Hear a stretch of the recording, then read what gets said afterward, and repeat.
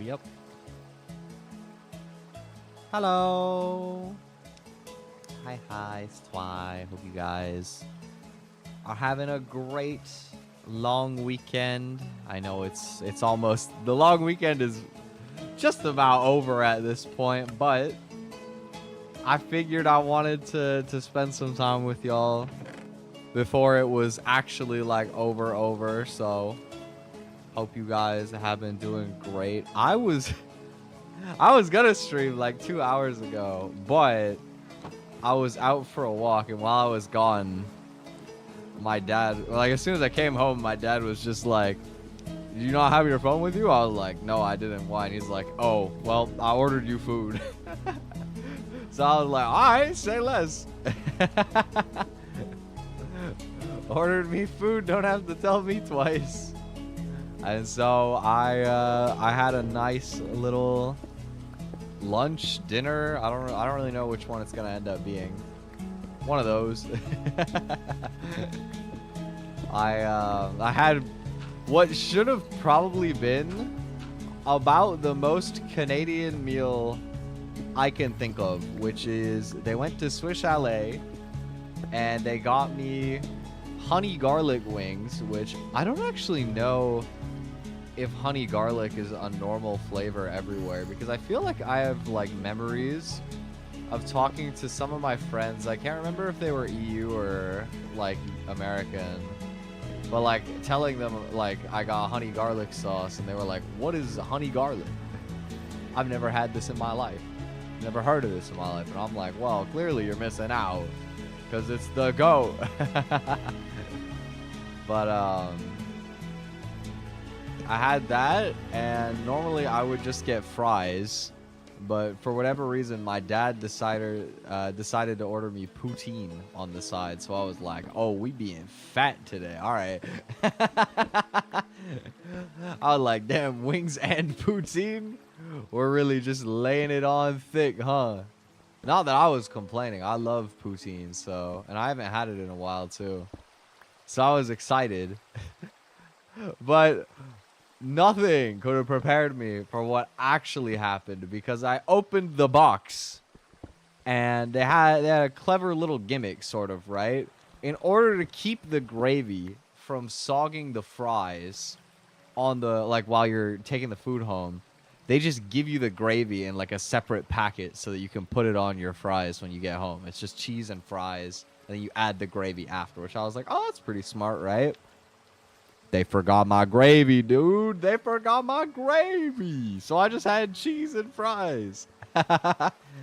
Which, like, don't get me wrong. Don't get it twisted. It was still good. I still enjoyed the fries. And the cheese. It was interesting to have the cheese without the gravy as well. It was still good, right? But it wasn't poutine, though. That's what it really boils down to, is it wasn't poutine anymore. Because poutine is all about the gravy. Like, my best analogy that I can give you is poutine is like the potato equivalent of having pasta. Like, with pasta, you know, they got like all sorts of options, but really, oh, sorry. Oh, there's, yo, why are there so many? Yo, chill. I'm gonna die. Hello?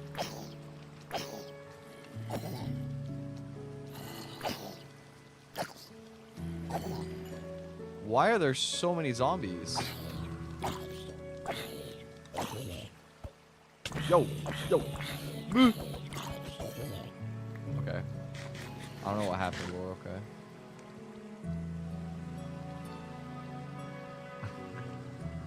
Suddenly jump scared by a billion zombies. Anyway, where was I? What was I saying? Yeah, like, poutine is basically just an excuse to eat a bunch of gravy and cheese. You know what I mean? The fries are just the vehicle from which you do that. So no gravy was a little disappointing. There's a dungeon there. That's why there's so many zombies I see. Chill. Oh my god. Oh, there's so many, dude. Stop it.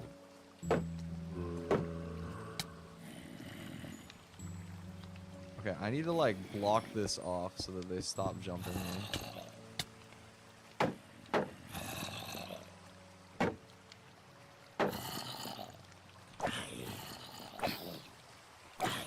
I'm getting bullied by these zombies, dude. I'm just trying to talk about my dinner in peace. There we go.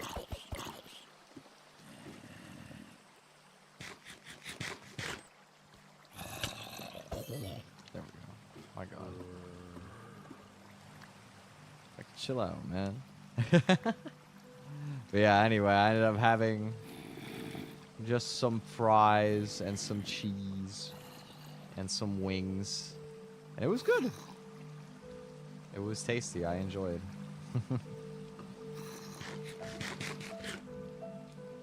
I feel like I ate very indulgently today, you know. Which, I mean, I guess fitting of it being a holiday. Why not, right? But this morning I had a pretty nice breakfast compared to usual as well, because for the first time in a while we had bacon, specifically maple bacon. I ate so Canadian today, man. I ate so much Canadian food today. Oh my God. We had some maple bacon around, and I was like, you know what? I haven't had like a full-blown like multi-component breakfast in a while, so I made myself a grilled cheese, some bacon, and I had some oranges because I picked up some clementines the other day and wanted to get them eaten up. And it was good, dude. It was really nice. I normally just make grilled cheeses with oil because like we pretty much never buy butter unless I want to use it for baking. So I never really have like butter around just to cook stuff. So I normally just use some oil in the pan in order to like fry it a little bit, right? But I was like, well, since we have bacon for once, I could do the thing where you like cook the bacon, you fry off the bacon, and then it renders the fat, and you use that to toast the grilled cheese, and then you get like, I don't know, like a bacony kind of flavor with that in the bread as well, which is good. It's really good. But I was surprised. I don't know if it was like the specific brand that we got this time, or if it's just that I haven't had bacon in like so many months that I forgot. But there was so much fat, dude. Whoa. Whoa. Why am I getting jumped so much today, man? Yes, hit him. Shoot him. Get him. There we go.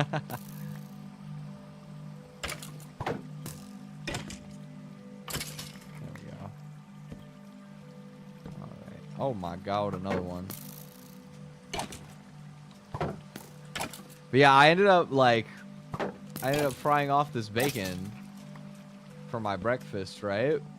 I kid you not, I had like 3 strips of bacon, and maybe it was like just because it was a pretty small pan, so like the surface area wasn't that large, but I kid you not, like the bacon rendered out so much fat that it was like submerged in its own fat in the pan. Like, I don't know if it was to the point where I'd call it deep frying, but it was fully submerged though. It was just swimming in bacon fat, which was crazy.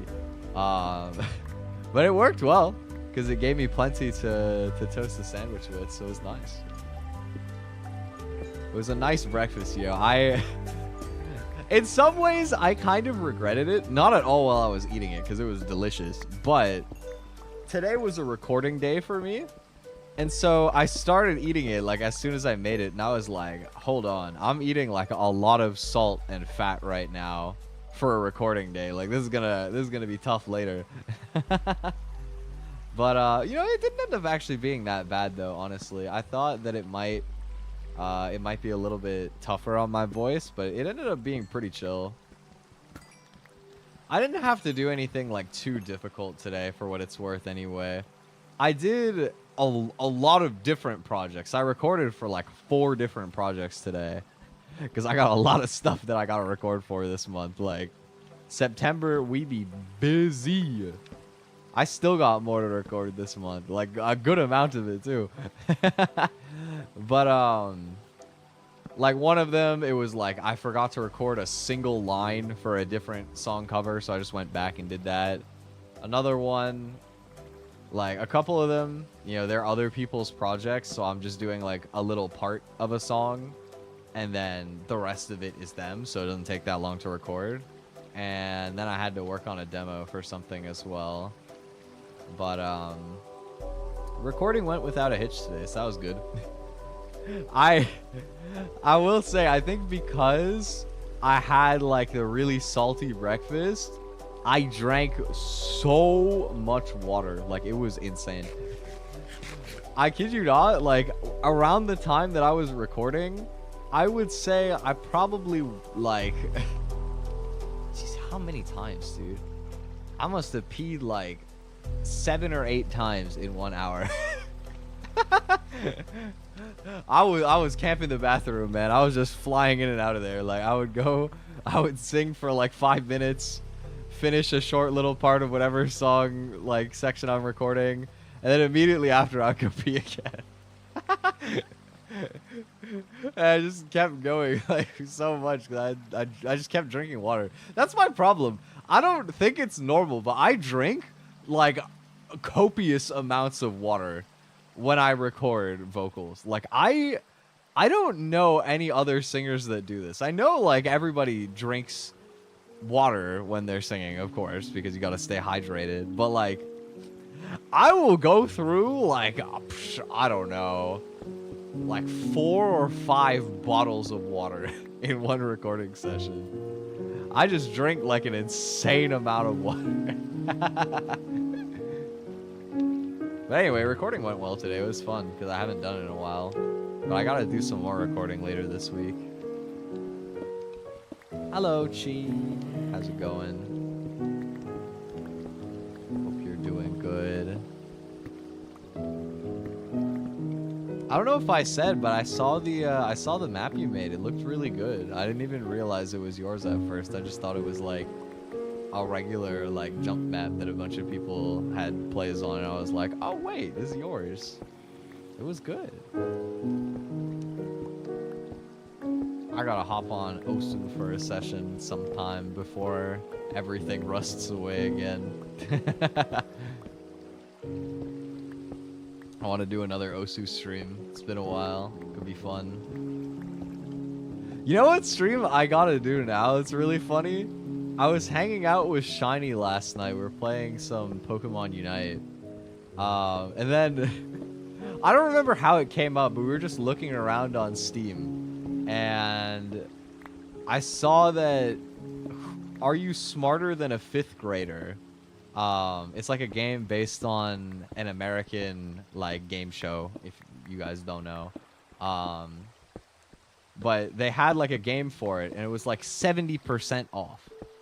But I was like, oh my god, it's still like, I don't remember, like $8 or $9 US. So basically, it was like over $30 normally if you wanted to play Are You Smarter Than a 5th Grader, which I don't know if that's value. I don't know if that's worth, but you know, it was interesting. But Shiny was like, oh, I'll just buy it for you, dude.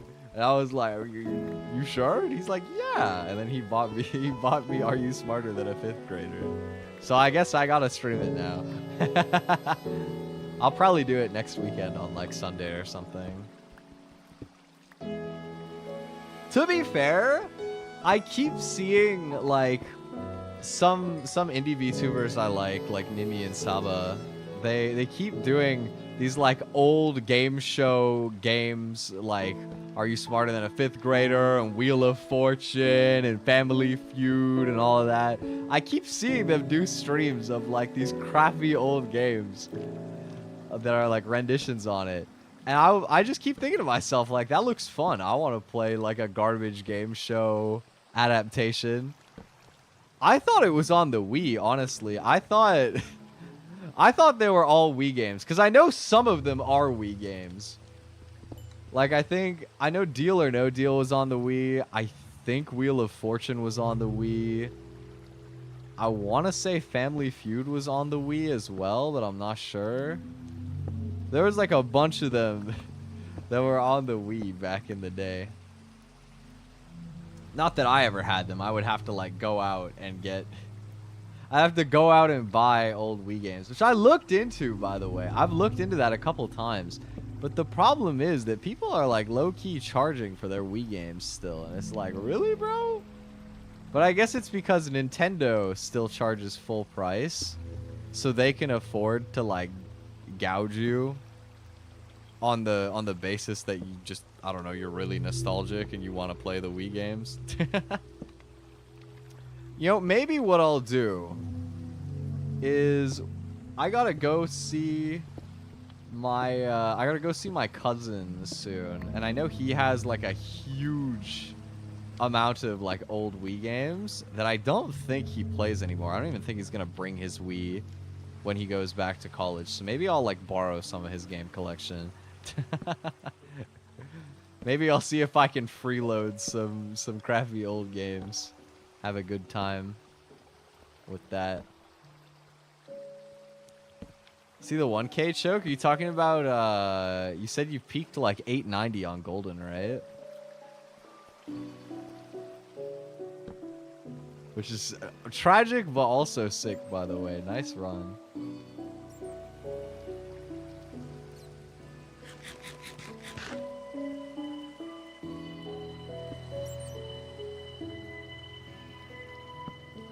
$100 combo away. Wow, that's close, dude.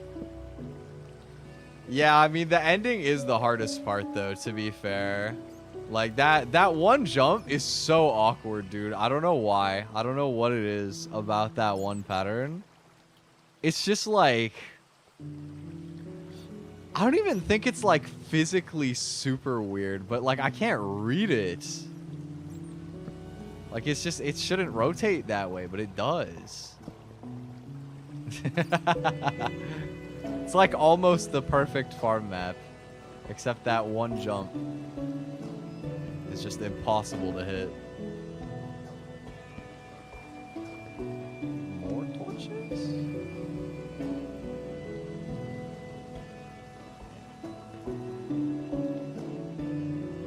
I saw that you got Dragon Force, dude. That's so sick. It's a shame that you didn't get the accuracy, but still. Oh, I actually did finally find Diamond. Oh! Sorry. Of course, as soon as I found diamonds, they start griefing me, man. I can't play this game in peace, man. Always creepers bullying me. Oh, man.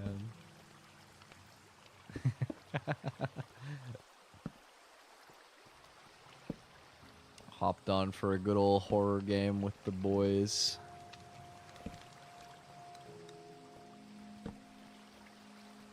Trying to remember when the last time I played an actual horror game was.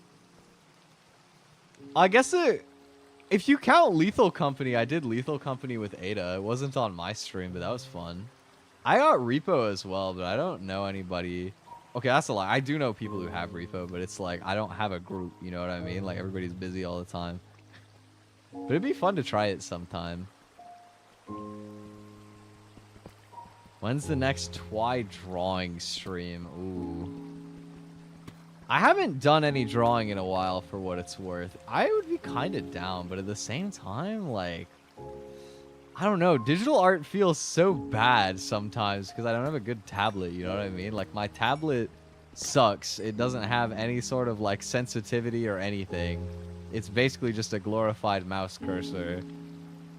But, you know... my alternative is actually just using my mouse to draw. No, my tablet doesn't have pressure. It's so bad, bro. Either that, or there's like some special drivers that I have to install for it that like I just don't know how to do. Maybe. That could be the case. I don't even know what model it is. It's like, I think... 7 years old or something like that by this point. It's really old. I'll So where did I come from? I'm lost. Up this way? No, I've been over here like 5 times. Where was the andesite that I placed? Because that will take me home. But I can't find it. We can try to set it up. I would love to set up my drawing tablet if I actually can like figure it out. I don't know what model it is because I don't have the I don't have like the box or anything anymore. I just have like a really old, and I remember it was very cheap too. Like what I remember more or less is buying like about as cheap of a tablet as I could for Osu like ages ago. I don't think it was Huion. I want to say it was like an XP pen of some sort, but I could be wrong. Dude, I am so lost. Where am I? Ah! What just hit me? Oh, the skeleton. Well, where did I come from? Oh, here? I see a torch. I don't have a pickaxe. Ah!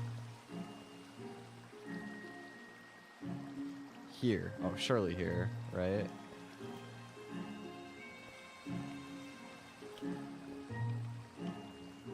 Think it's possible for a drawing tablet to not have pressure? That would be extremely scuffed. You're right. It should. It really should. I don't know how to turn it on or whatever, but it almost certainly should have pressure. I agree with you on that. Let me get out of this cave really quick, and then I'm gonna try and grab it because I have it in like a random drawer. I can go grab it and see if I can find like a model name on it or something.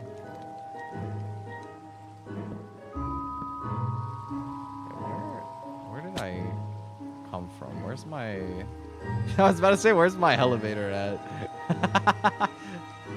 The Terraria brain. It's back down into like the deep slate area, right? Yeah, I don't want this way. I have such a bad sense of direction, bro. Oh, God. I have no idea where I am in these caves anymore. I'm just wandering around aimlessly. I've been over here. Nor... just another dead end. You also have to turn it on in Krita? Oh, do you? So like there's the tablet driver like settings, and then also like in Krita you have to customize a bunch of stuff for the drawing tablet. I did not know that. That is that would have been good to know. Okay, interesting. This is one setting? Okay. That's easy at least. Isn't this way the deep slate again? No, this is up. Okay, this has to be good. It's up.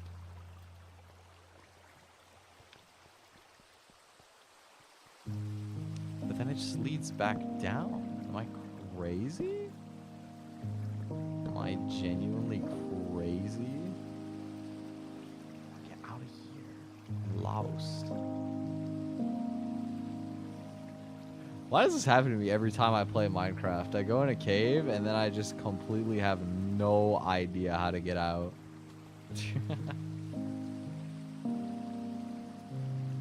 Sent on to... Thank you, Sheen. Thank you.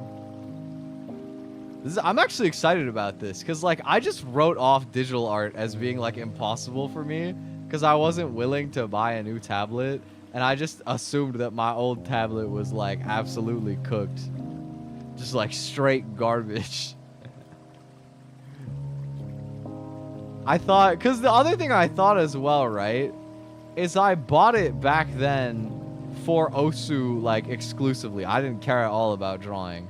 So in my head, I was like, if there's no sensitivity, like, that wouldn't matter to me when I bought it, right? So it was feasible. I could envision a world where I bought a tablet that was so cheap that it didn't have any sort of, like, pen sensitivity. But hopefully I'm wrong about that, and there is actually sensitivity.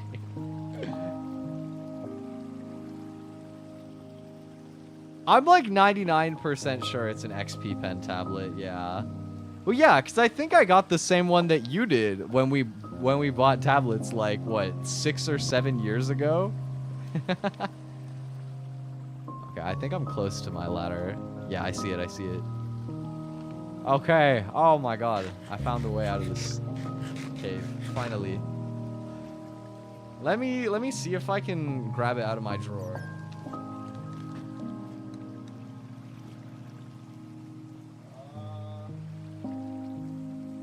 Okay, I need to be able to let go of my W key. Let me just climb all the way up here. I'm almost home. I see it. I see my dirt roof. Okay. Where am I tablet? I found my old calculator when I was taking that in high school.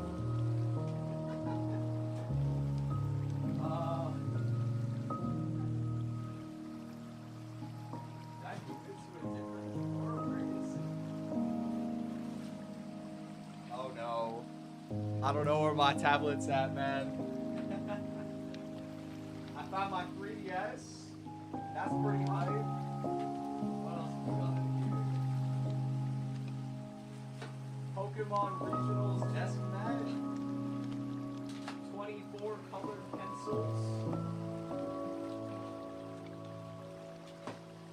An old Switch controller.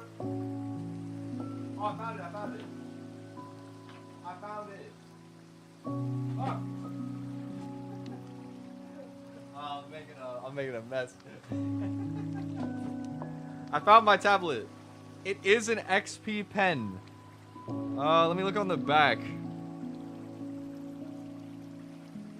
I don't know if it says the actual model, but it does say battery 5-volt 1050 mAh.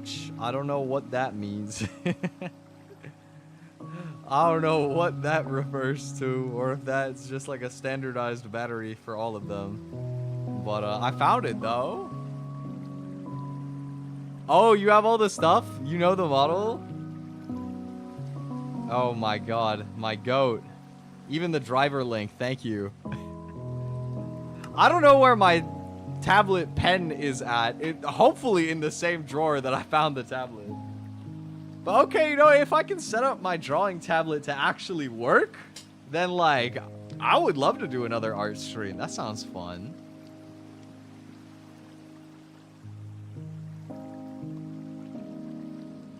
Also, hello TND. Hope you're doing good. Happy Monday. Happy Labor Day, maybe. Is Labor Day? Do you guys have a national holiday today? I know in Canada, it doesn't really affect me because I'm not in school or working, but for normal people, it's a national holiday today. Put some of my random stuff away. I want to make, my goal for today was to make an enchantment table. I wanted to like make a big tower and then have an enchantment table at the top because I thought that would be cool. But I think I need, well, I need obsidian, so I have to make a pickaxe, and then you need 2 diamonds for the table itself, right? So, excuse me. So I think we gotta do more mining. I think we gotta get back in the caves. In the USA? I thought so. I was pretty sure it was Labor Day in the USA as well, because I was hanging out with the Grizzco girlies yesterday. It was, you know, me, Rita, Luz, and Shiny. We played some Splatoon. We were just hanging out, and she mentioned the long weekend, which I honestly totally forgot about until she said it. But I was like, oh yeah, I guess it is, right? Because I don't even think about like national holidays and stuff like that anymore. Since like I don't know, I'm on my own schedule ever since I started VTubing, right? What is Labor Day? I asked my dad about this. Apparently, it was like made to celebrate, I think, when like labor unions started to come up and people were fighting for like workers' rights and stuff. And so it's just a national holiday where everybody is off from work. So like the banks are closed and everything, which funnily enough, I totally forgot about earlier today. After I finished my recording session today, I was like, I want to get like a sweet little snack for myself before stream, as like a little reward for doing all my recordings today. So I went to go to the dollar store so that I could buy some candy for like $1 or $2, right? I wanted to get some Starbursts. And so I went there and I was like, oh, right, it's Labor Day. I'm stupid. They're closed. But lucky for me, there's like a drugstore nearby, and they're always open, even on like the national holidays, because the pharmacies need to be open. So I got some random no-name sour gummy rings, because if I wanted the Starburst there, instead of costing me $2, it would have cost me like $5, and I don't hate myself that much. So I have some questionable quality candy here. It might be radioactive. It might destroy my bowels later. I don't know. It might just taste like shit. Or it might be fine. I don't know. I haven't had these in so long. Let's find out.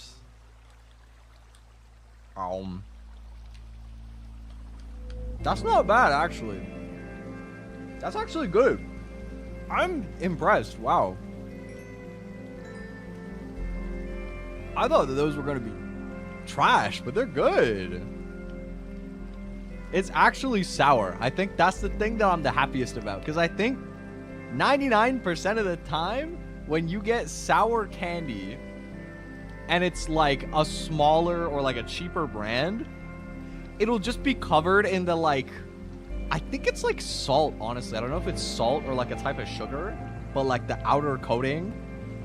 And it'll, like, just the stuff that makes your teeth feel like they're gonna disintegrate after you eat it, but it doesn't actually taste sour. But these are actually good. Yo, thank you, Ching. Thank you very much. I hope you enjoy your emotes. I haven't done members streams in so long, but to be fair, I feel like, I don't know. I don't even know what I would do for members stream. Maybe if I get back into drawing, it would be like a nice sort of like chatting thing to do, but I don't know. I kind of like it being somewhat like my old days on Twitch, where you just get your emotes because the subs aren't too expensive. That's one thing I like about YouTube, is that you can actually pick the sub price to be on the lower end. All right, if we want to make that, if we want to make a enchantment table, then we are going to need obsidian and another diamond. So I need to get water so I can pour it on some lava, and then we gotta get back in the mines. Yo.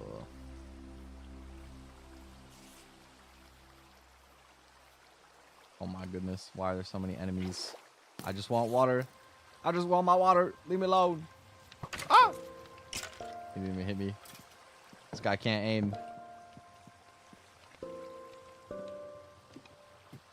Speaking of being unable to aim, dude, I tried playing Apex Legends for the first time in ages, like a couple days ago, and I tried again earlier today.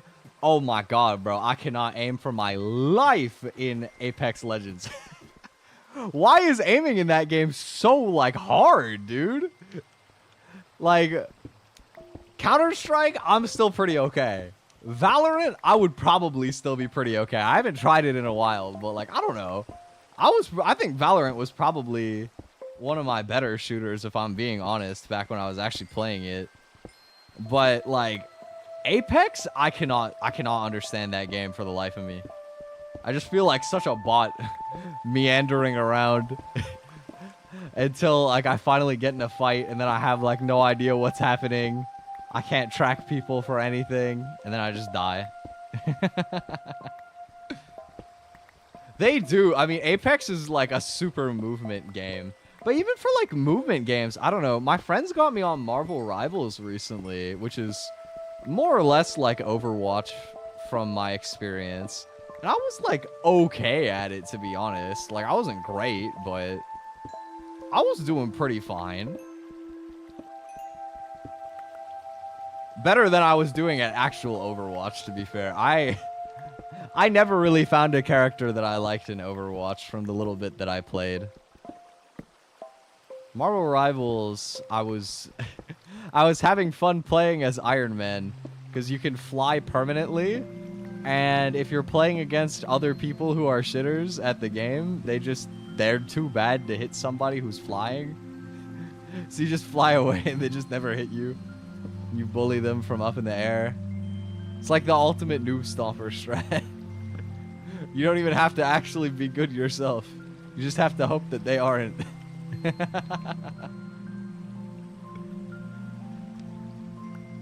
I don't know why I've been back on shooters. For what it's worth, with the Apex, it was just because I kept getting YouTube clips from like probably like 3 years ago at this point, if I had to guess.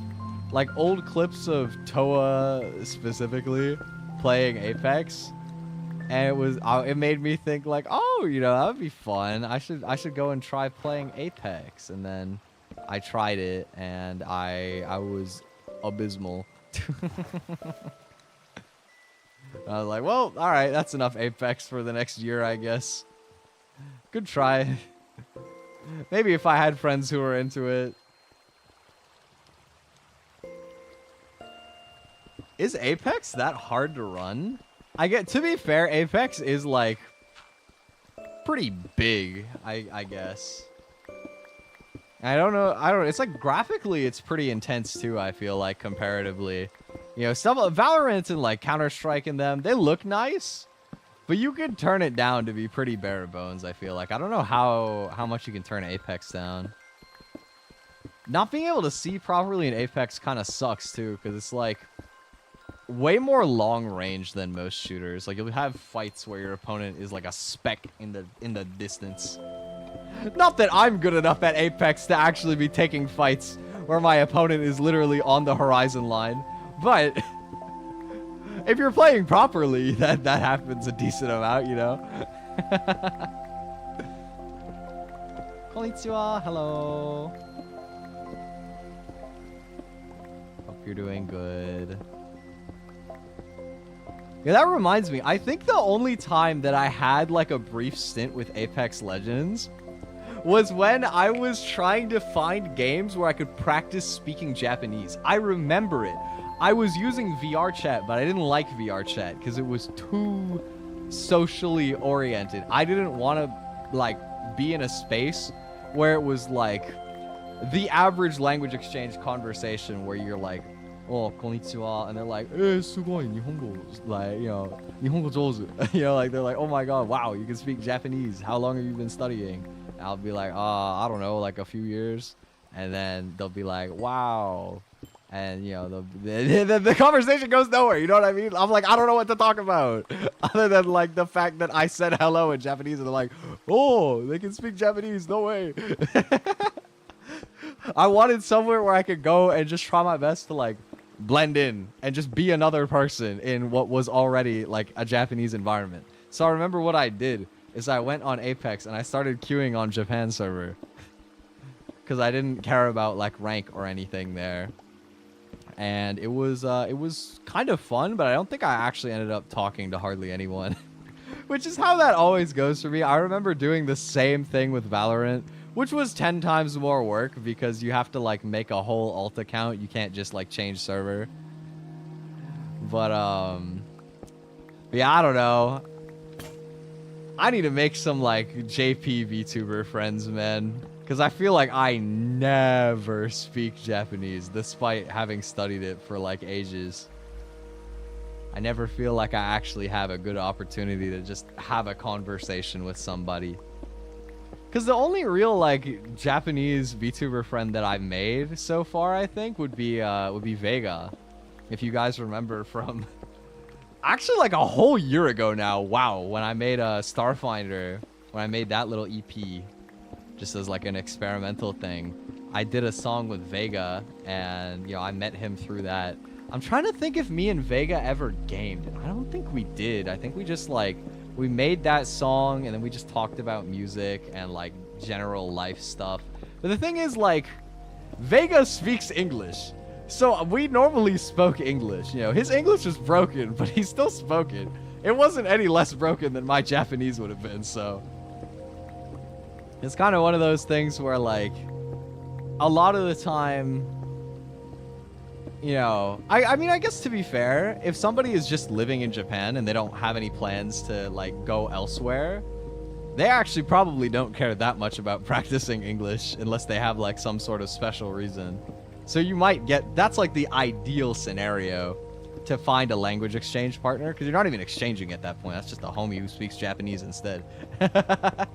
But most of the time, you know, with people who are into like music and entertainment and stuff like that, a lot of the time they actually have plans to go to the US. Like I know Vega's, I haven't even been to the States, but Vega has like more than once. So he speaks English, you know. God, I was crazy for doing that project, by the way. I think I talked about it on stream, but I just haven't thought about it in a while. But I remember, I tried so hard to reach out to him for that project, dude. I was like trying to look for like a manager I could email or like anything, because all of his social media had DMs off. And I think what I remember in the end, I think what I ended up doing to get a hold of him is I ended up like sending a Twitter DM to his like VTuber mama on Twitter. like the person who drew his model. I think I DM'd them and I was like, do you know if there's any like contact information for Vega? I wanted to talk to him about like music stuff or something like that. I don't know. It was way more formal than that. Because, you know, I'm speaking to like a stranger in Japanese. I feel like it's already more formal just by virtue of the fact that it's JP most of the time. But I remember sending that and I was like, well, you know, he's probably not going to respond, but I shot my shot. Whatever, you know, I can sleep peacefully knowing what happened.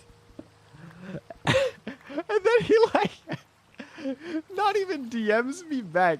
He like just made a straight up like regular post on Twitter where he like added me and he was like, hey, you wanted to talk to me? And I think he DM'd me also, but I was like, that's crazy to just like publicly at me about it. But you know, it was funny, dude. Vega's a funny guy. I haven't spoken to him in a while, but I hope he's doing good. I think he ended up like starting to rework a lot of his like social media. Maybe he wants to like start over with his music or something. I don't know. I haven't spoken to him in a while, but I hope he's doing good, man. I hope he's still kicking. Hope he's still out there spitting bars. Yeah, there was another guy that was supposed to be on the Starfinder EP as well. I don't know if I ever talked about this. I think I did, but I can't remember. But when I made Cut Loose, it was, you know, I was the second song on the EP, but it was the last one that I finished writing. And the reason is, it was supposed to be a collab song. Like, I had a guy who wrote a sick verse for it. It was actually really cool. It was shaping up to be, like, one of my favorites, if not my favorite, on that EP. And I was going to have, like, a whole different angle for, like, the intro to the song and everything. And then what happened is he just, like, disappeared off of social media completely. Like, I'm still baffled by it to this day. I don't know what happened. Because, like, I remember at the time, he was offering to mix the entire EP. And I was like, thank you so much, but, like, I can't afford to pay you. And, like, I need the practice anyway. Like, this project in some parts is, like, so I can actually learn how to mix. You know what I mean? Like, how to do everything myself. I'm glad I did it myself because I learned a lot from that project. But, you know, he was making plans with me about like stuff that would be a lot of work over like the upcoming time frame. So I thought everything was cool, right? But he just disappeared. Like, he just despawned off the face of the earth. I don't know what happened to him to this day. I don't know if he like went off and started under some different name. I don't know if he is just offline now. Like, I don't know, man. I genuinely have no idea what happened to him. But I just remember he wrote like the coolest verse and he never sent me the vocals for it. So that was the worst part, is it was already written. But I couldn't use it because I never got the files for it. It was so sad. You know, I kind of want to see if I can pull it up. Let me look in my Discord DMs. Let me see if I can find it. Because there was like a video of it that we had. Man, he's been gone forever. I don't know what happened, dude. Yeah. Oh my god. I think I found it. Hold up. Wait, let me pause the Minecraft music. Let me show you guys what this song could have been, bro. Let me see. Does this start on his part? Okay. Oh my god, I haven't listened to this in so long. Okay, where's his part? Loose. He like mixed this part. Loose.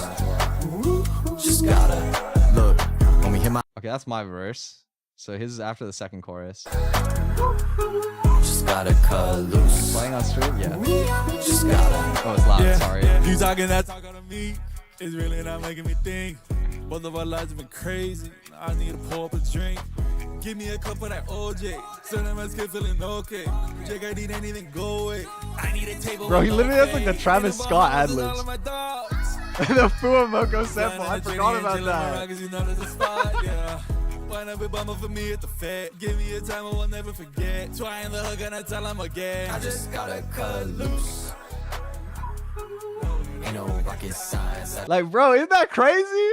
Isn't that crazy? His verse was so good. His verse was so good. He brought like the like summer vibe to it. So right. I loved that verse, bro. I remember literally I posted it in like a Discord server for a concert or something that I was a part of way back when.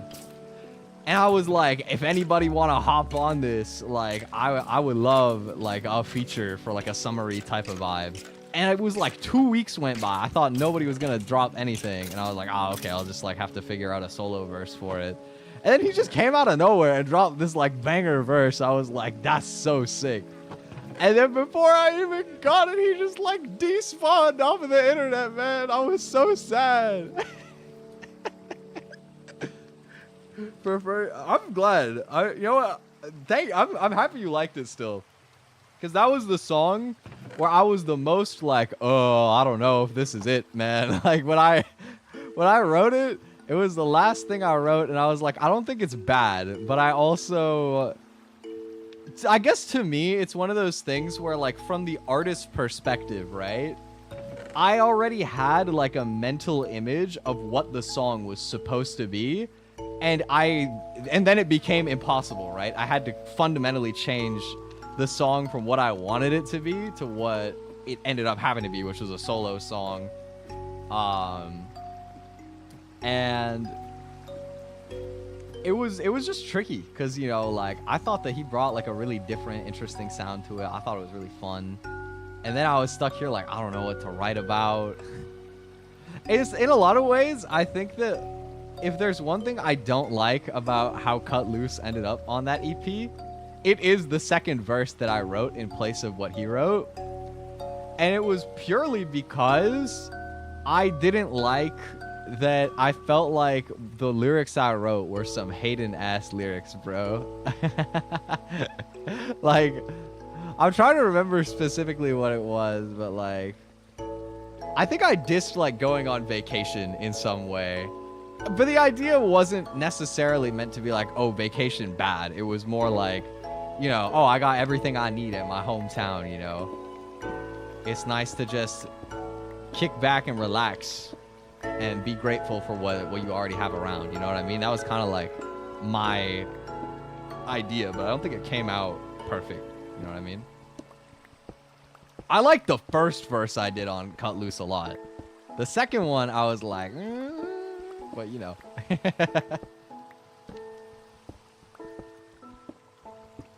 I gotta do some more original music sometime.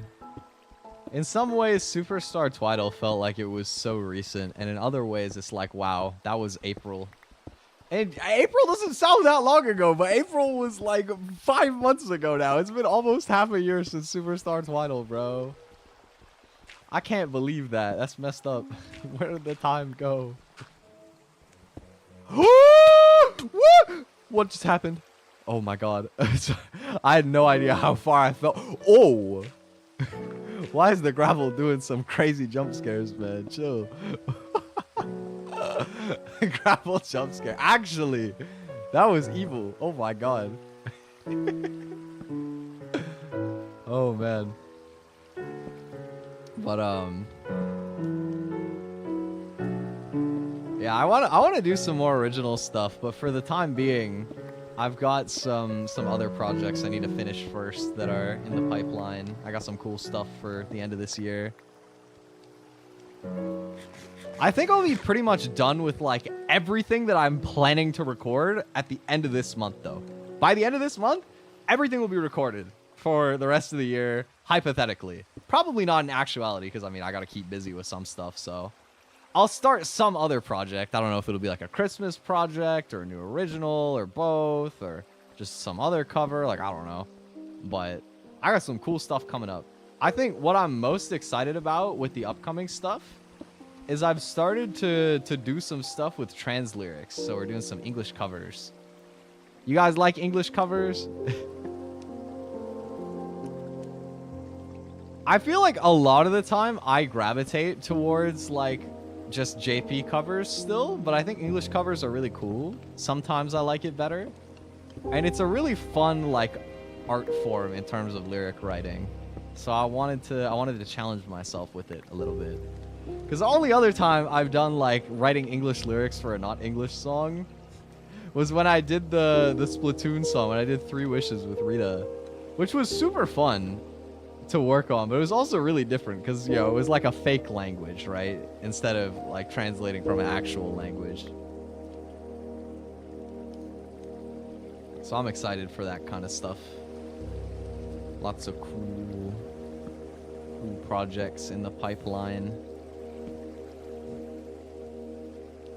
Gotta do more mixing. You know, I have this like... I have the cover tutorial video that I still am supposed to edit as well that I haven't opened in like a week. I did all the cuts, so all the audio is lined out, but like, the visuals are gonna take so much editing, man. I'm so slow at video editing. The last video like essay I'm doing in a long time. This is like a once a year max project for me.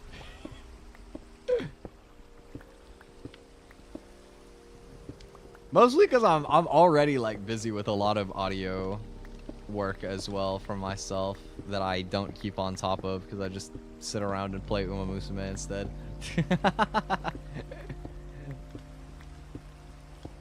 I mean, I do some other productive stuff too, you know. I was talking about this the other day.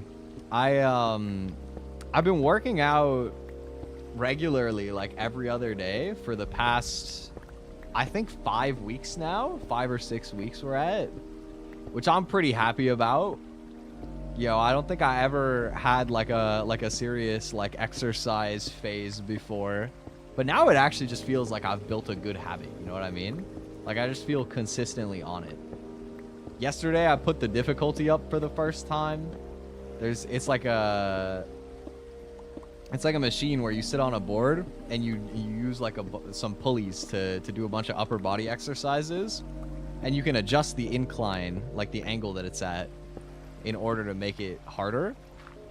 So I put the difficulty up for the first time the other day, and we looked it up, and it was only like a 6-pound increase, and I was like, oh, that's not that much, but you know, any progress is progress. But I didn't think about it in the right way, because it was also like an almost 20% weight increase, and I did full reps. You know, I went through my whole routine, and I was like, wow, I did good. You know, I'm making progress. I don't think my gains are like super visible, but I can see that, like, you know, my arms have muscles now. and I feel stronger. And that's what I really wanted out of it anyway, was to just feel stronger. That's why I started exercising, so as long as I feel stronger, I can't ask for anything else. I'm happy with just that.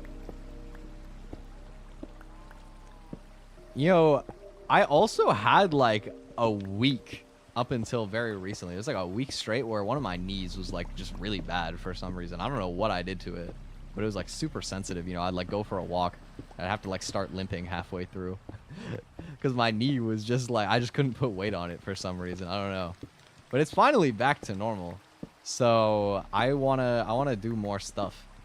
I was talking about like looking at dance type exercises and stuff, even though I don't have much room. But I found a VOD that I forgot about. It was like a HoloLive, I think Regloss, like one of the newer Japan groups. They had like a stream where they had like a fitness instructor come on, and they did like a boxing thing and aerobics and dance exercises, a whole bunch of stuff. And I was like, yo, this is available for free? That's a good resource. I want to try this routine that they're doing. And I still want to do that. So now that my knee is better, maybe I can actually go and do it. Because I remember last time, my knee was like, I wasn't sure if my knee was good or not. So I started doing it. I went through the, like, I think they called it volt boxing or something. Just like little boxing motions for exercising. And it was good. And then it went to the next part where it was like leg stuff, and it started with squats, and I did one squat and my body was like, whoa, like, oh nope, one squat, and I knew, I was like, nah, I cannot, I'm not getting away with that. Wait, why did it make cobblestone? No, I don't want cobblestone, I want obsidian. Wait, why is it making cobble and not obsidian? I spread the lava. My bad.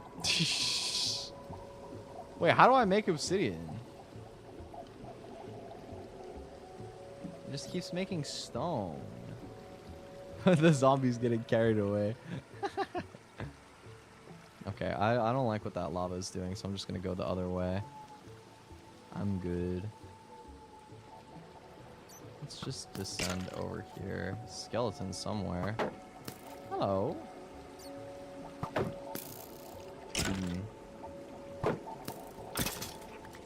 Get out of here. Yeah, I haven't been able to work legs in like over a week, so it'll be nice to get back onto that. I definitely feel good about the fact that I've been exercising recently. I just feel better. You know, I don't feel like I've been doing anything particularly crazy to like diet more or anything like that, but just the act of like getting up and like moving around, go for a walk at least once a day, it makes a lot of difference, you know, like more than I thought. Join the gym cult. If there was a gym that I could afford, I would, man. If I had a good gym nearby, I'm sure I would. But for now, I'm just in my home gym arc, I guess. Settle for my dad's old workout machine. Well, I mean, it's working okay, you know. I feel like the fact that I can see like muscles around my arms like at all feels so foreign to me. Like I'm so used to my arms just being like really flabby. And now it's like they're still flabby more or less. You know, I'm not like really skinny, and I'm also not really toned. Like there's definitely still some fat there. But the fact that there is like muscles though, you know what I mean? It's just different. It's cool.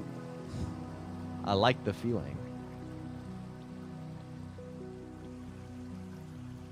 I guess it's just like another way to kind of like show yourself a sign of discipline, which is cool. I feel like I've also found myself watching like bodybuilders on YouTube Even though I have zero interest in like bodybuilding. Just because it's interesting to like watch them like really push working out, you know what I mean? Where did I get here from? Me getting lost for the 1000th time this stream. The classic. No, it's gotta be like somewhere right over here. I remember these logs.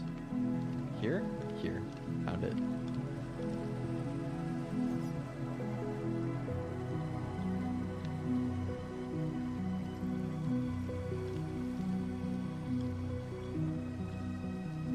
But yeah, I want to go to the gym sometime. I think aside from anything else, even if I can't afford like a gym membership, I would love if I could just like go to the gym with a friend like one time just to experience it, you know what I mean? Like see how different it is.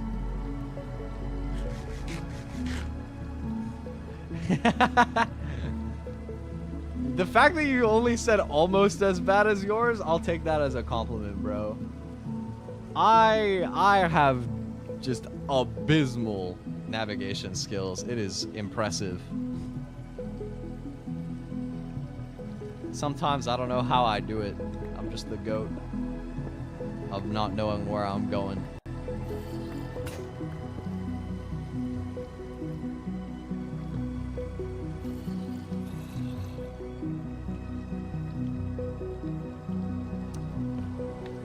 I don't know. I mean, to be fair, part of it is probably just because I'm not like paying any attention. Like I'm just chatting. I'm just yapping while I walk around.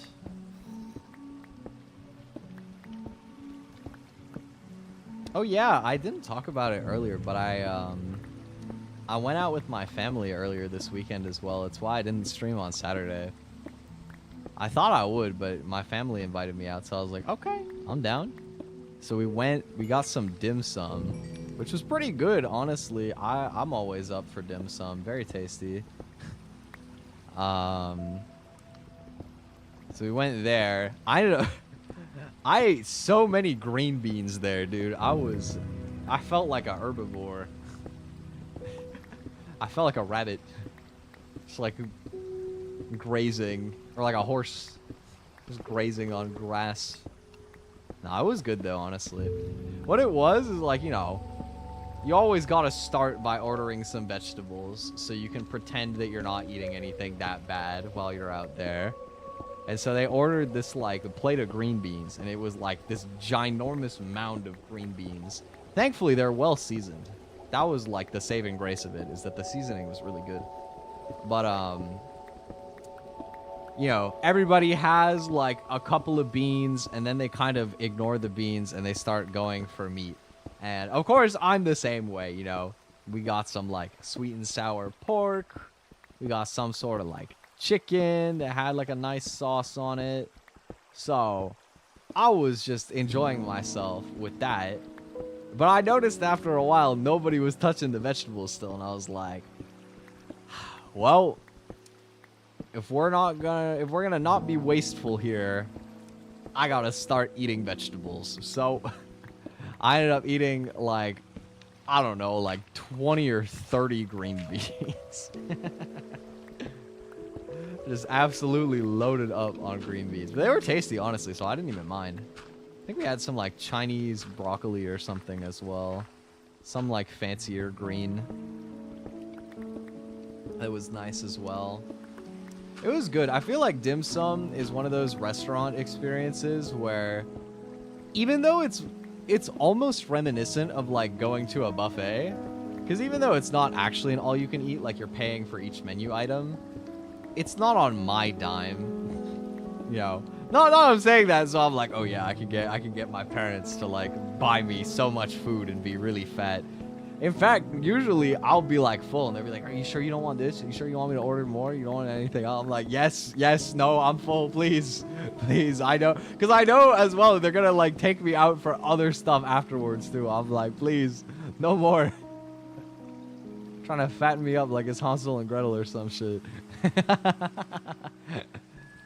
But you know, it's nice to do that, but it tastes like real food, you know what I mean? I think that's something that I just like about a lot of like Asian restaurants in general that I've been to anyway. And I know I'm generalizing a lot of different like food cultures by just saying Asian restaurants. But in general, I feel like I don't feel like garbage after eating that food. You know what I mean? I don't feel bloated. I don't feel like I just made a bad decision that my body is going to regret. A lot of the time, there's probably just as much like salt, a comparable amount of fat and like oil. Like, you know, I'm not saying that the food at some of these restaurants is better for you, because it's not. But it feels that way. And that's, in a lot of ways, more important, I guess.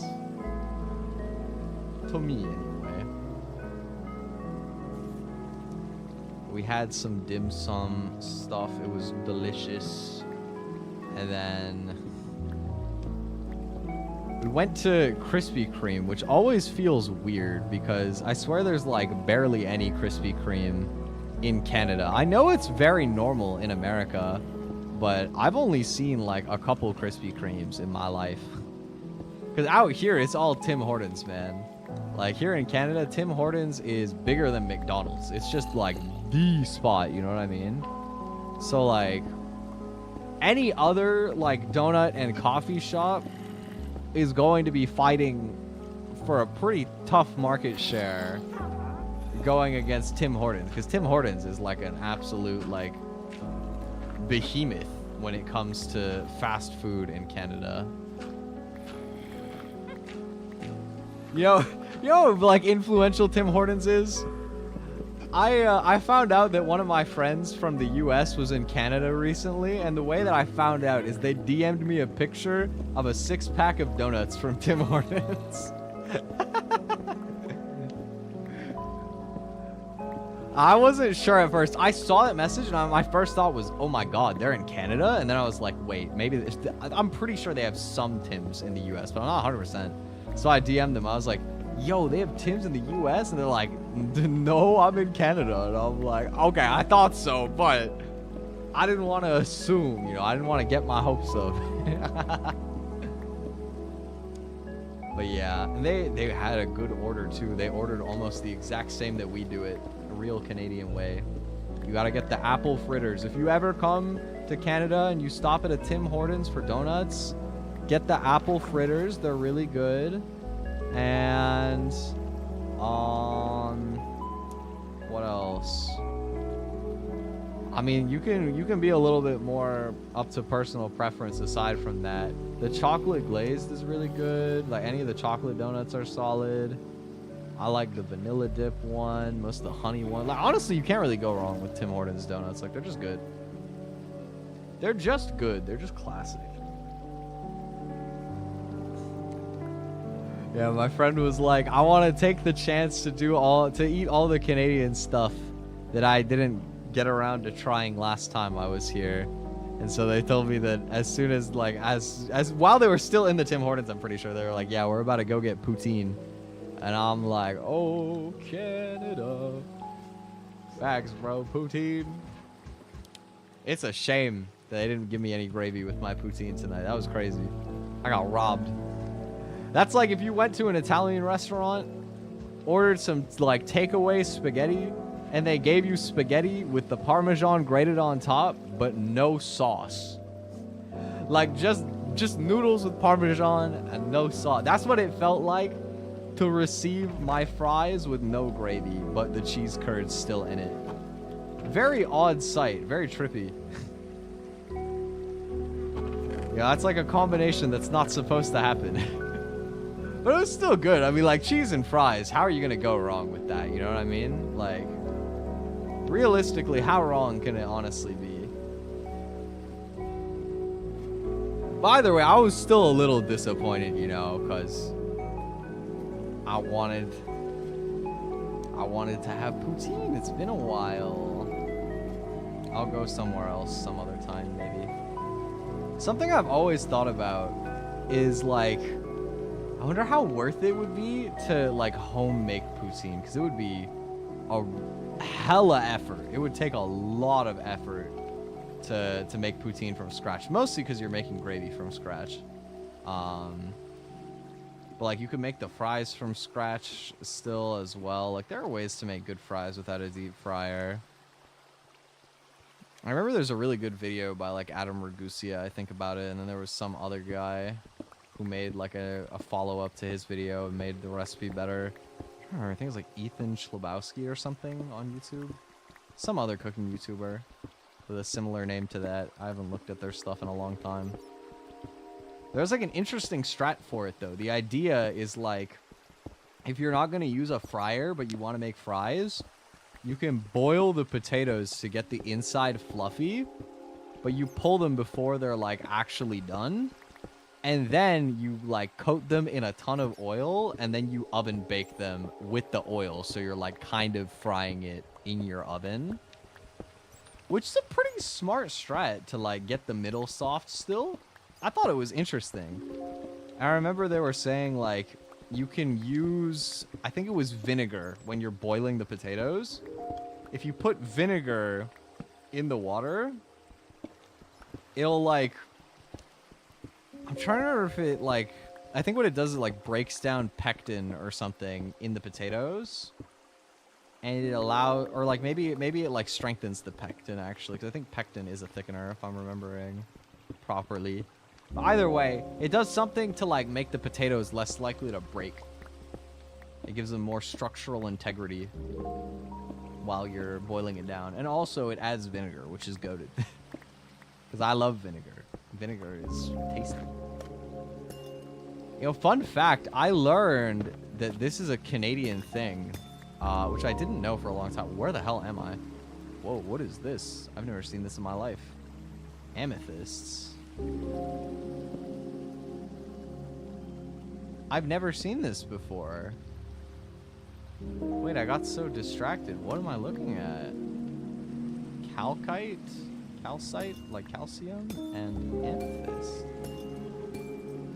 I don't know what this is, but it looks cool. We got some gems, I guess. Neat.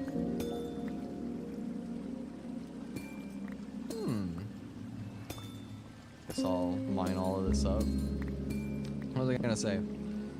Putting white vinegar on your French fries is apparently a Canadian thing. I didn't know that. I thought that it was like something that we would have probably stolen from the UK or something like that. That's what I assumed. But nope, it is a Canadian thing.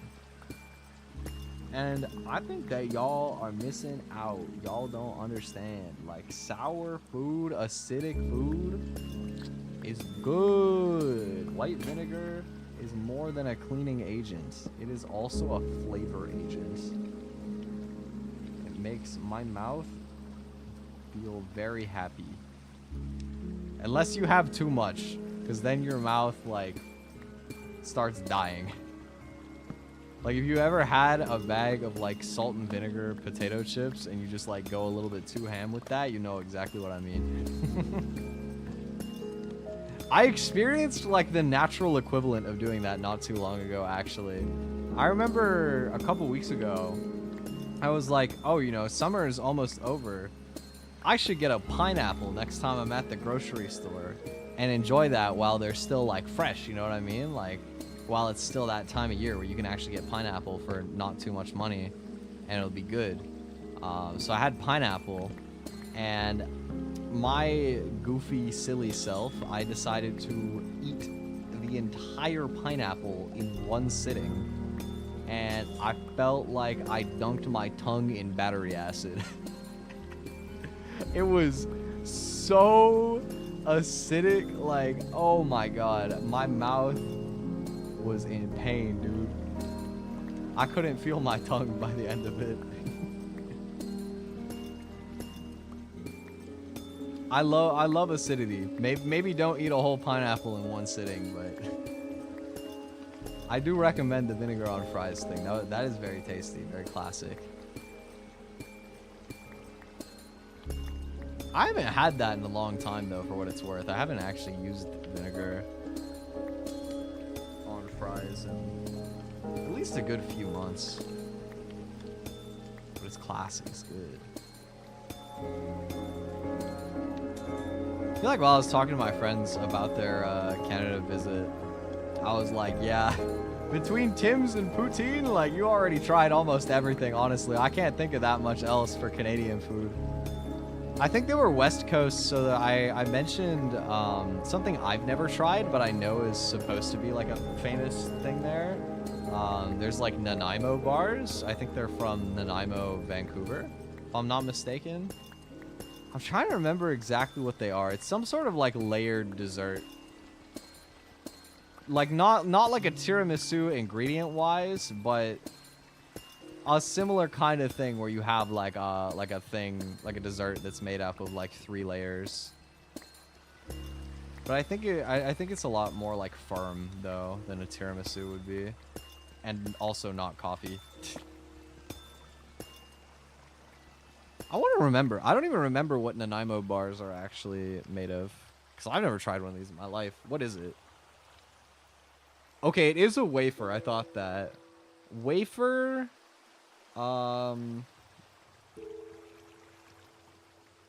nut and coconut crumb base, custard icing in the middle, and a layer of chocolate ganache on top. So I was right about the chocolate ganache part. I remembered that.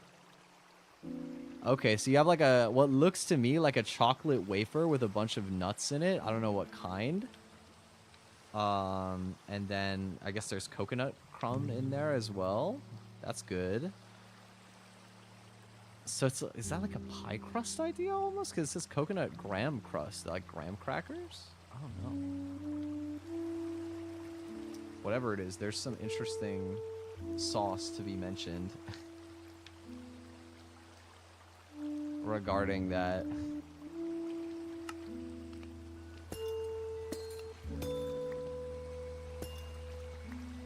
But anything with chocolate ganache is good, dude. I remember, I haven't done this in so long, but sometimes when I make brownies, I make chocolate ganache and then like cool it. I like chill it. Like you make the brownies, you make the ganache as soon as the brownies are finished, and then you chill the brownies in the fridge with the ganache poured over the top so it like hardens over it, and you just get like brownies with like a solid mint chocolate layer on top. Ooh, super good. Super, super good. I gotta make some more brownies soon. Mostly, the reason I wanted to is because I got some ice cream and I don't have anything to eat that ice cream with. But I remember last time I did the baking stream and I made those brownies. I had never tried it with ice cream before, but oh my goodness, it was so good, man. Brownies and like fresh brownie and ice cream especially, so it melts it a bit. That was delicious, man. I gotta relive that experience. I gotta relive that first bite. Yeah, that really is one of those things where it's like the first bite is everything, man, but I gotta get my brownies all the way refined, because I gotta make sure that I know my recipe and I got it like down pat in time for family Christmas gatherings. Because I know that I'm gonna be tasked with desserts again. They always ask me. Although for what it's worth, I don't think I'm gonna go to the big family Christmas this year. I'm probably only gonna go to the smaller one with my like main cousin that I grew up with. Last year I remember I did go to like the big family gathering for Christmas, but I didn't like it. Like I ended up leaving early because it like triggered my anxiety in some ways. I don't know. It was like this big rental like space. It was like a big old house. What I didn't like is there was like nowhere that I could kind of like go off to the side and be by myself. You know, it was a very open space. And I'm the type of person where I can be like really social for maybe an hour or two, and then I just need to like have my own little corner to go off and be nonverbal. Maybe if I'm like really chill with people, I can go for like a few hours. But when I'm talking to people like, I don't know, my family, for example, where it's like I don't have that much to do, it's mostly small talk, I can only take so much, man. My battery for it is not very like large. And so when I heard that this year they were planning to do another one of those like big open venue type of Christmas gatherings, I was like, you know what, Dad, you can go as my representative. You can represent both of us. If they want some dessert, I'll send it in with you, and I'll just you know, send them my love from the comfort of my bedroom.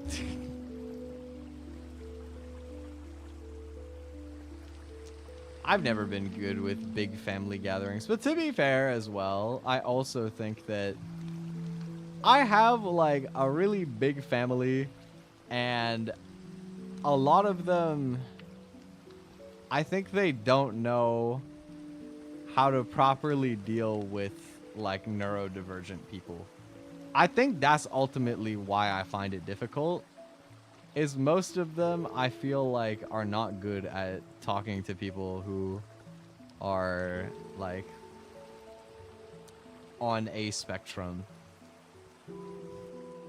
So it can be kind of draining, you know. I feel like I have to mask so much when I go to like the big family gatherings. But when I'm with like the right people from my family, it's really chill and I have a good time.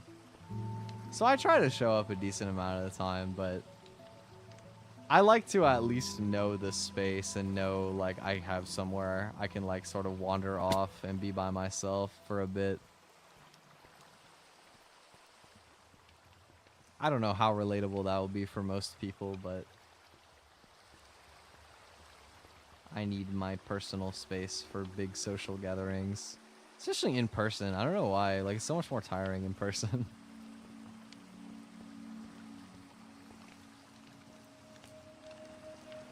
On the topic of family though, I definitely gotta go and text my cousin after stream today, see if I can link up with him, because he's gonna be going back to school soon, and I gotta make sure that I catch him before he's back off to university.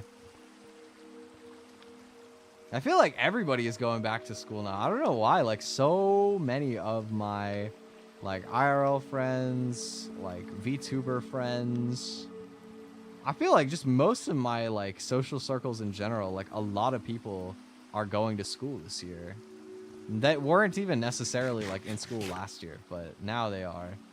But if not that, there's also plenty of people that are just still finishing up university. But you know, what feels really weird to me? Like the passage of time is really starting to catch up to me, because I remember I think I left school the same time that most of my friends were starting university, and I have not been a VTuber for that long.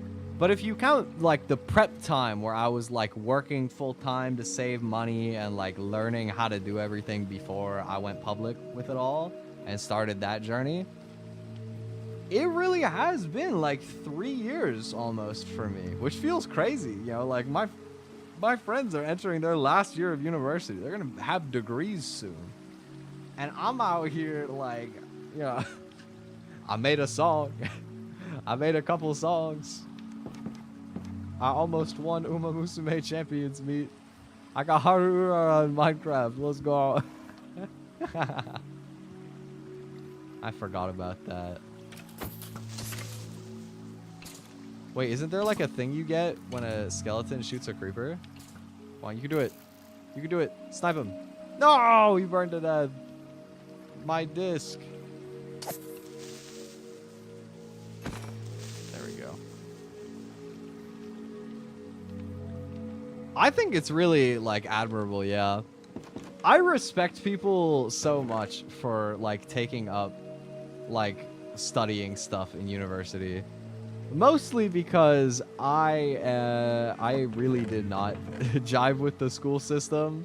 I had a lot of bad experiences, and I just kind of was like, I would rather be doing literally anything else. Like if I woke up tomorrow and I found out that the VTuber dream was dead and I had to go and like get a real job or like do something normal with my life, I would still not be going to university, almost guaranteed. Maybe there will come a time in my life when I'm like in my 30s or something. I'm like much older and I feel like I have like the motivation, I have the discipline more so, and I have like a specific goal that I need a degree to do. Then I could imagine a scenario where like I go and do it. But for now, like, I think what it really is for me is that I just don't do well with like the classroom environment. I feel like it's very hard for me to absorb information and like retaining it, especially.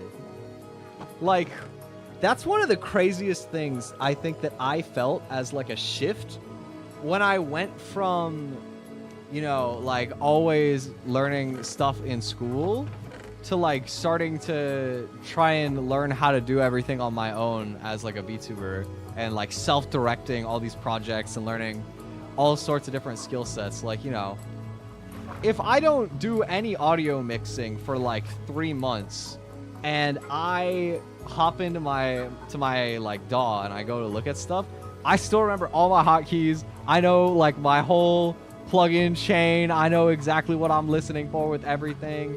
Like, it's just a matter of having the motivation to actually do the work. Because I remember everything. I know why I'm doing everything. You know what I mean? I have like it very streamlined. I have a good understanding.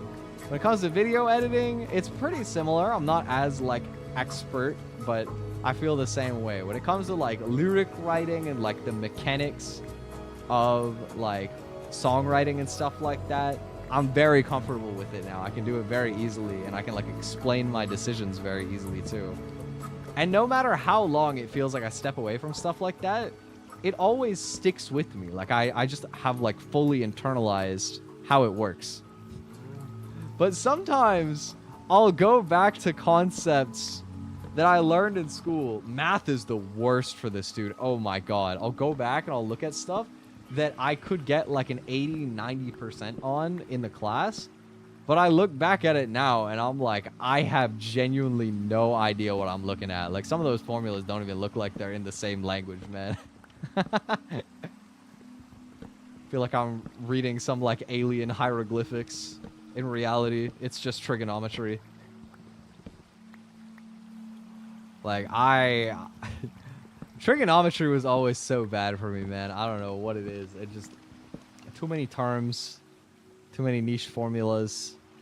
Because the weird thing I've found about it is like, I like math too, you know what I mean? Like, when it comes to stuff that's like money related, I find myself interested in it. When it comes to like games, I'll be crunching stats on like how to build the perfect Uma Musume runner and like what number like benchmarks I need for what reasons, you know, looking at the formulas of like different skills, or like, you know, playing competitive Pokemon and like optimizing, you know, for different damage calculations and like, you know, certain like bonuses for stat bumps and stuff that you get for like specific numbers, you know. Like, I have it, I'll like sit there and I'm basically just looking at like spreadsheets and doing math. But in a gaming context, it's fun. Like, I love it. But in a school context, I hated math. Math was the bane of my existence in school, man. I still got A's, but I did not enjoy it. But what it really boiled down to is that I was really bad at studying. Like, I would be able to just do enough that I would memorize it so that I could do well on the test, and then I would forget everything. Like, immediately after. Just all be gone. And that was just permanently my experience with school. And it was weird because since I was like able to retain enough for the tests, I was always seen as like a really smart kid or like a really good student. When in reality, I think it's one of those things when you have ADHD where when the difficulty level is low, you have an easier time like excelling with less effort than most people. But when it gets hard, you just like suck, dude. Like, because you're not actually like learning. You're not like absorbing it properly. You're just kind of like quickly processing it and then moving on, I guess. I wonder if things would have been different if I actually went into gifted programs when I was younger, because that probably would have forced me to study. Because I had the option at one point. I think there was a time when I was like, I don't know, 6 or 7. I was young, where they offered me to go into a gifted program, and I was like, no, I don't want to do that because my best friend is in this class and I don't want to leave him. Which was really wholesome of younger me, actually. Shout out to 7-year-old Twi for valuing friendship. But, you know, I do wonder how it would have changed my, like, relationship with working on stuff. Interesting to think about anyway. 3, 4, 5, 6, 7, 8. Okay. 3, 4, 5, 6, 7, 8. I would say that was a good friendship to invest in as well, because we're still friends to this day. I've had that friend since my first day of kindergarten. He's my day one homie. And we are still very good friends, like decades later.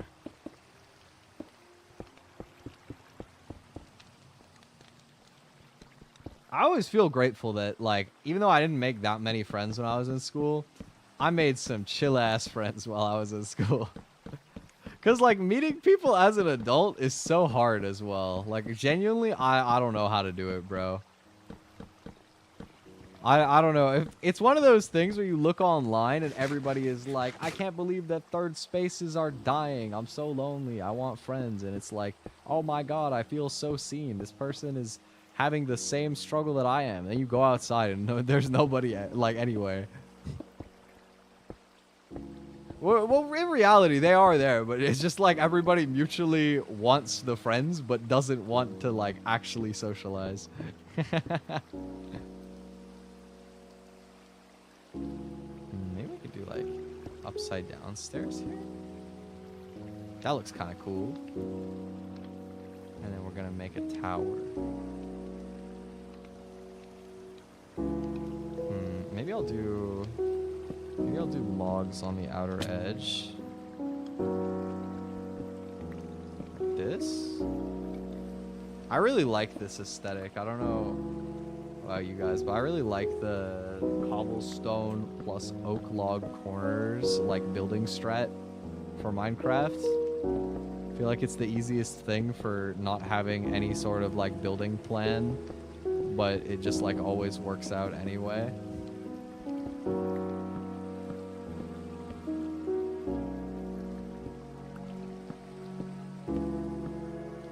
I don't know how tall I want this to be. I guess we'll do up to here as cobble, and then we'll do the rest as wood planks. That'd be cool.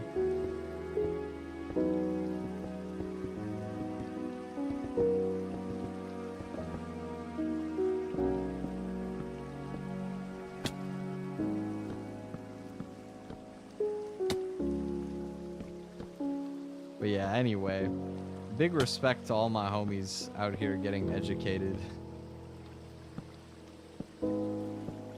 I definitely felt like it wasn't really my speed, but I also think that I've been able to learn a lot about myself and in terms of, like, building expertise in various skills since I started, like, just doing things on my own.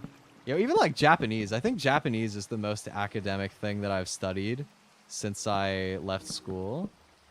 And I made pretty good progress with it, honestly. And it is one of those things where, like, if you don't use it all the time, you do start to forget it. But even so, like, it also comes back very easily for me. Like, I still have most of the vocab that I had, you know, back when I started. Or not back when I started, but when I guess at my peak, when I wrote the N3.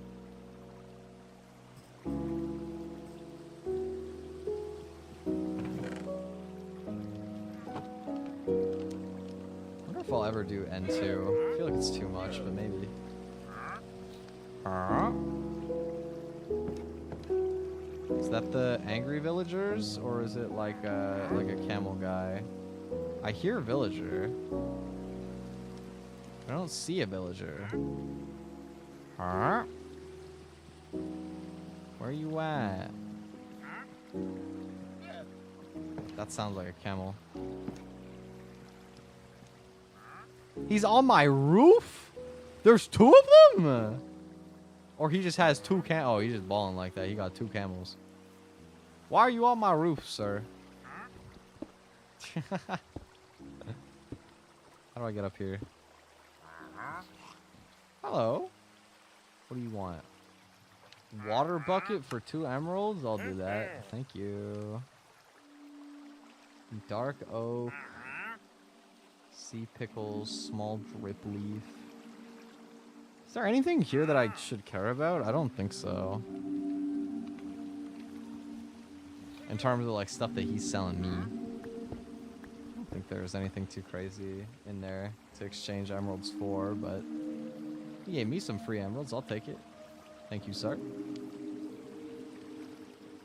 Okay, let's see. So we're gonna do like a winding stairwell here. That is not what I meant to do. Here. One. That's upside down. 2, 3, 4. Boop. And how do I want to do the underside for this? Maybe I can just do like another stair upside down. Okay, yeah, that looks pretty cool.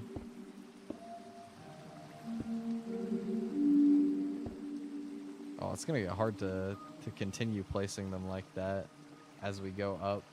But I like the aesthetic. So what do I need? I need wood. I need more wood. Make an iron axe and get more tree.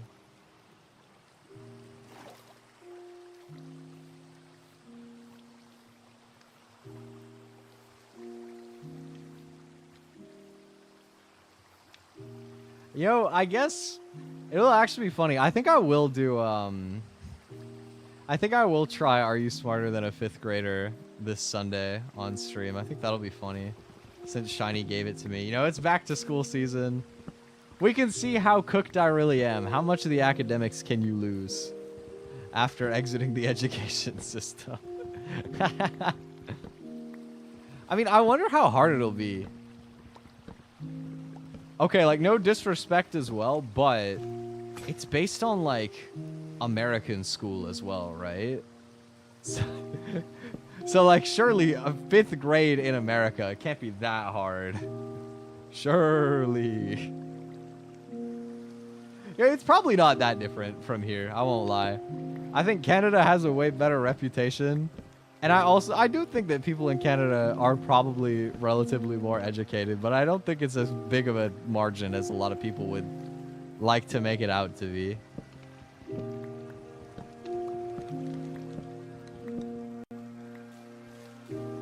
Yeah, we got plenty of stupid people no matter where you go, including up here.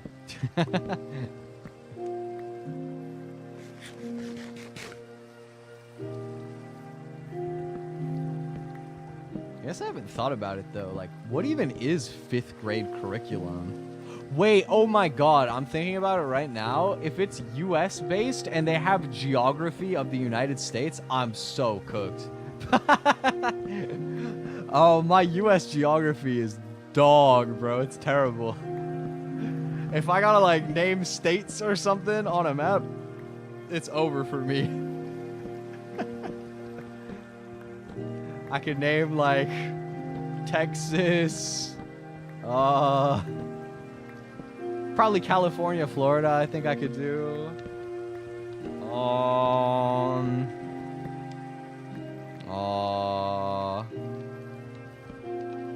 Maybe Michigan, because it's near Toronto.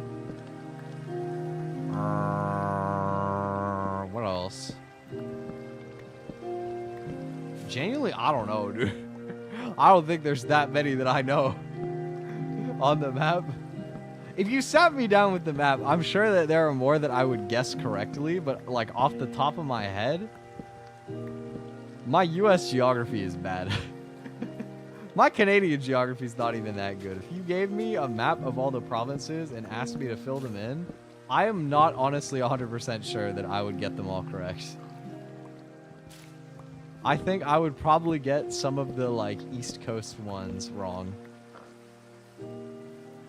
Because you got like, what is it?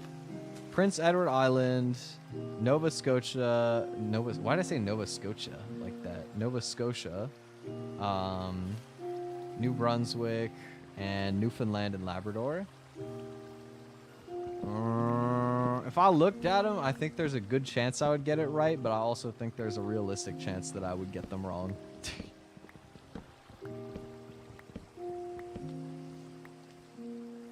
Yeah, I mean, with the US, it is, like, part of why it's so tricky, too, is you have so many states, but they're also relatively smaller, right? So they're, like, less memorable, except for, like, the big ones, like Texas and California and Florida, where they're, like, in a really obvious spot, too. Like, here in Canada, we have way more landmass than the United States. Like, Canada, I believe, is the second largest landmass country in the world, only next to Russia, if I remember correctly. But we only have, like, 11 provinces. Whereas in the States, y'all have, like, 50. Like, there's too many. Too many to remember. How do you even remember all that?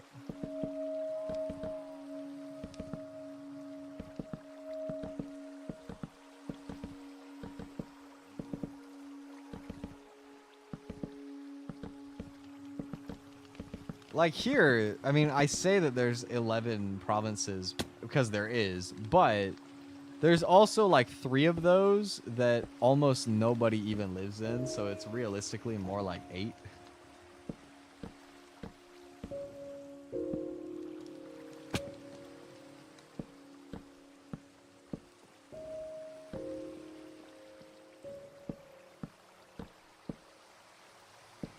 I think we're almost at the height that I want this tower to be.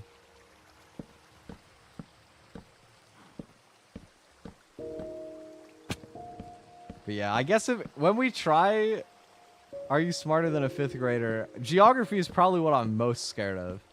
I think math, when it's basic, I'm really comfortable. It's only when the formulas start getting crazy that I tend to get lost.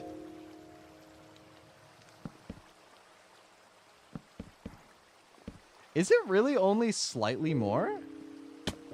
I guess the US is pretty high up too. I thought it was like 4th or something in the world for like landmass size.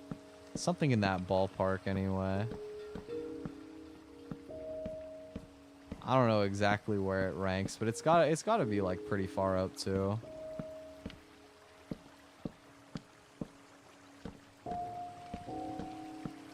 But in both cases, it feels like kind of misleading. Because like in Canada's really weird. Because it's the second biggest country landmass in the world. And yet there's like 5 cities that people actually live in. Across the whole country. Everywhere else is like super like country bumpkin. Like barely anybody is out there. You live in a village of like 50 people. Maybe not quite that bad, but like under 10,000, you know what I mean? Like, you can either live in Toronto if you're in Ontario, Toronto, or like to a lesser extent, I guess like kind of Ottawa.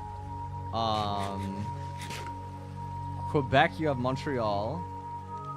And I guess like maybe Quebec City, but I don't even feel like Quebec City is that big. Manitoba, you have... what's that one town? Winnipeg, and that's it. Saskatchewan, you might as well have nothing. I'm not gonna lie. I think the capital is like Regina, but I don't know. I don't think I've ever met a person from Saskatchewan in my entire life, including online. I don't think I've ever heard somebody be like, "Yeah, I'm from Saskatchewan." Alberta, you have Edmonton, and you have Calgary. And then British Columbia, you have Vancouver, and that's like the one big one there. So yeah, there's like 7 major cities in Canada.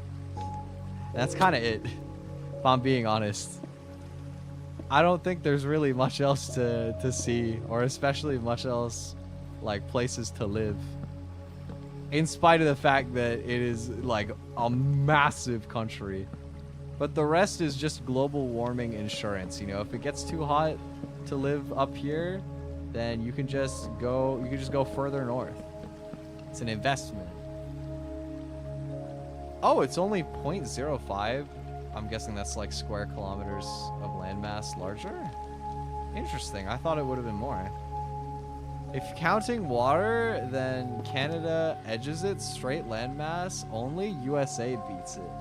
Oh, well, I mean, I guess that's not too surprising, right? Like, Canada has the biggest freshwater lake in the world. There's like a lot of like rivers and stuff, I think. I believe that. That sounds right. Because the US does have like a lot of just like regular old landmass. That's true. Let me see. Where am I placing my torch next? Like here? Are those across each other?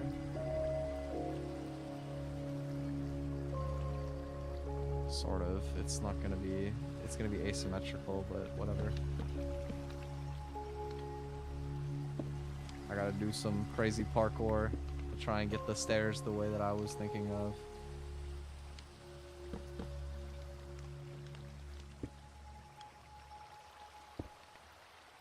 Wait, no, it's the wrong way. We want it like this.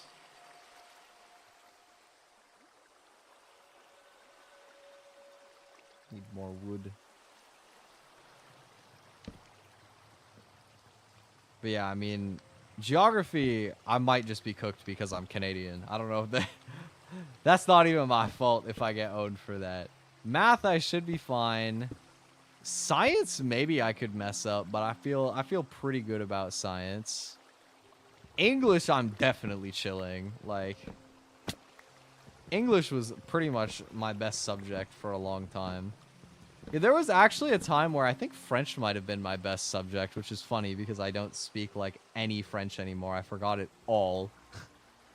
I have like a funny problem now to do with French, where anytime that I try to think of like words in French, what happens is I'll start like trying to like flip my brain into not English mode.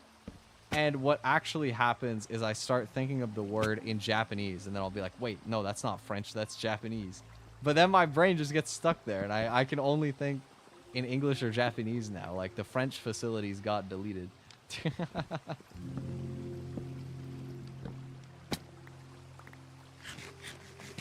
To be fair, though, like, I did struggle even in, like, high school for French. It was mostly... I got an A still, but... In middle school, I was like chilling, you know, like my French teacher would be gassing me up all the time, talking about how like, you know, she was like, oh, your writing level is so good. You could be in like a grade 12 French class and you'd be fine. I'm like, really? That's insane. And then I get to grade 9 French and suddenly I can't keep up with the lessons anymore because they're actually speaking French the whole time. And I don't follow what's happening. Yo, I distinctly remember one time in my French classes in high school, we were like reading a short book. And the idea is that you would get assigned like a couple chapters or whatever that you had to read for a week. And then at the end of the week, you would get a multiple choice quiz asking you basically reading comprehension questions about the story in French. So none of it would be English, but it was a simple story. It was a good exercise for learning, you know. But there was one week where I forgot to do the reading. So I literally had no choice but to more or less randomly guess on the test. Like, you know, I was trying to read for inference clues and stuff, but there wasn't much to go off of, especially since it was in a language that is not native to me, so inferring stuff is extra difficult. But in spite of that, I guessed my way into like an 80% score. I got an A without even having done the reading, and I was like, wow, that is crazy. I got so lucky. I gotta make sure that I do the reading for next time. And so that happens, right? I do the reading for next week. I've actually tried my best to understand the story. Multiple choice quiz comes around, and I get a 50%. I did exponentially worse. I nearly failed when I actually read the book. But when I guessed randomly, I got like 80%.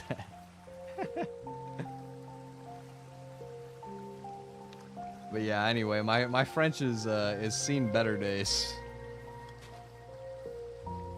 I don't doubt that if I dedicated like a month to try and relearn it, I could probably get it like pretty decent.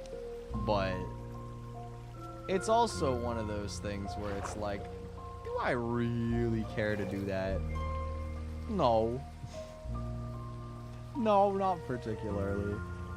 It would be cool, but I can certainly live without, you know. Here we go.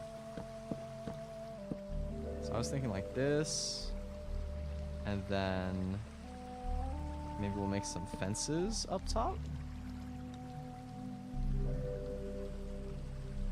Make fence again. Like this. That's fence gate, so it's the inverse. You need wood on the outside, sticks in the middle for fence. This isn't gonna be enough. Ah! I fell. Oops. It's okay, I still got more extra logs. We're chilling.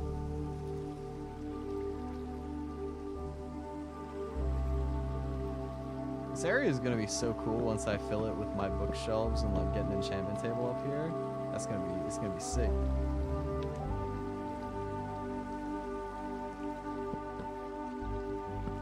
We got 2 extra fence. So we put some torching up top as well. Just for good measure. Now I have a tower.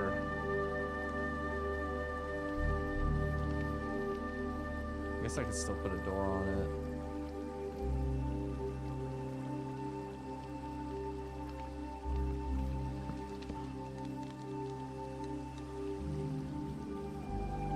There we go, look at that. That's pretty cool.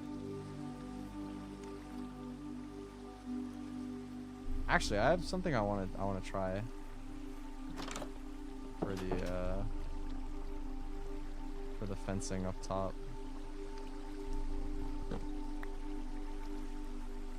Let's go like this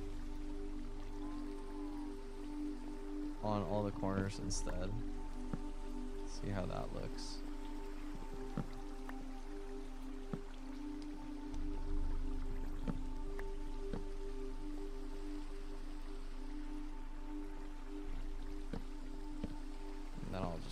Torches on the inside portion. How does that look with the like log corners on top? I think I like it better. This tower is so tall, dude. Oh my goodness. It's gonna feel so epic to have an enchanting table up there. It's gonna be so much aura. It feels so stupid to say. Why has aura become part of my vocab, dude? I'm too old for this. I was having this conversation with the whole like Grisco Girlies group chat the other day where it was like, I'm too young to be Unk, and yet everybody is Unk now. It's like if you were born after the year 2000, you can still be Unk. It don't matter. If you were born before 2010, there is decent odds that you are now Unk. As absolutely ridiculous as that feels to say. Because internet, like, progressed culture and language so fast. Same guy. Yeah.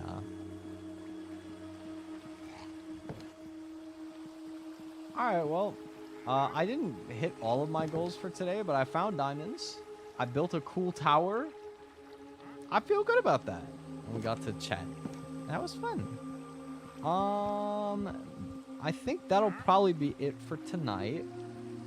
My next stream will probably be one of Wednesday or Thursday. I gotta see still. And I don't know what we're gonna do yet. Probably some like silly game, if I'm being honest.